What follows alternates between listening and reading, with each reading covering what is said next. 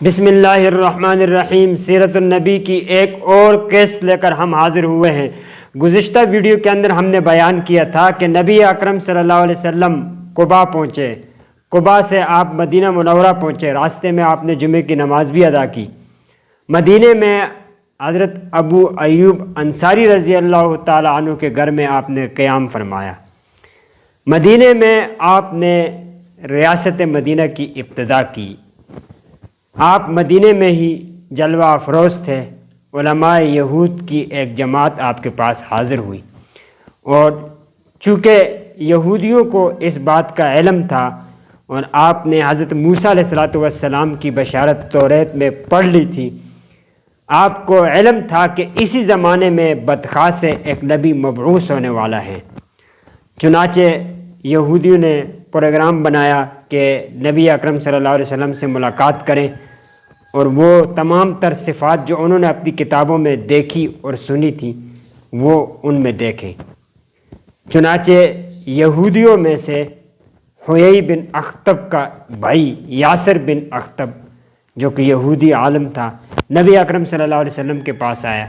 اس وقت نبی اکرم صلی اللہ علیہ وسلم سورۃ یوسف کی تلاوت فرما رہے تھے۔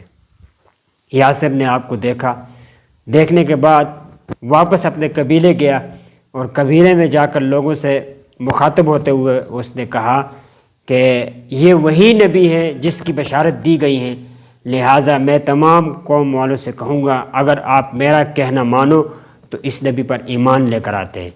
چونکہ قبیلے کے سردار حیی بن اخطب تھے، جو کہ آپ کے بھائی تھے، اس کے اوپر شیطان غالب آیا، اس نے اپنی قوم والوں کو اسلام لانے سے روک دیا۔ پھر یہودیوں کا ایک وفد علماء کی صورت میں نبی اکرم صلی اللہ علیہ وسلم کے پاس آیا۔ نبی اکرم صلی اللہ علیہ وسلم سے سورۃ یوسف سنی، اور آپ علیہ السلام کے اندر وہ تمام صفات دیکھ کر پائی جو حضرت موسیٰ علیہ السلام نے تورات میں بشارت کے طور پر سنا دی تھی۔ تو یہودی علماء نے پھر آپ سے پوری سورۃ یوسف بھی سنی۔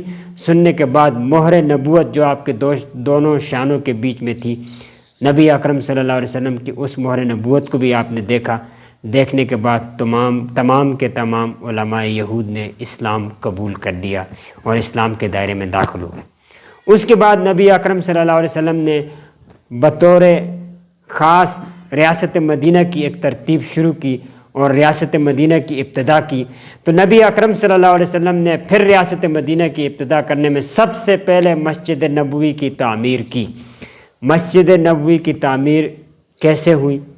جس زمین پر مسجد نبوی کی تعمیر ہوئی، یہ زمین کس کی تھی اور کتنے گز طولاً عرضاً مسجد نبوی تھی، یہ سب کچھ ہم جانیں گے اس سے اگلی قسط میں۔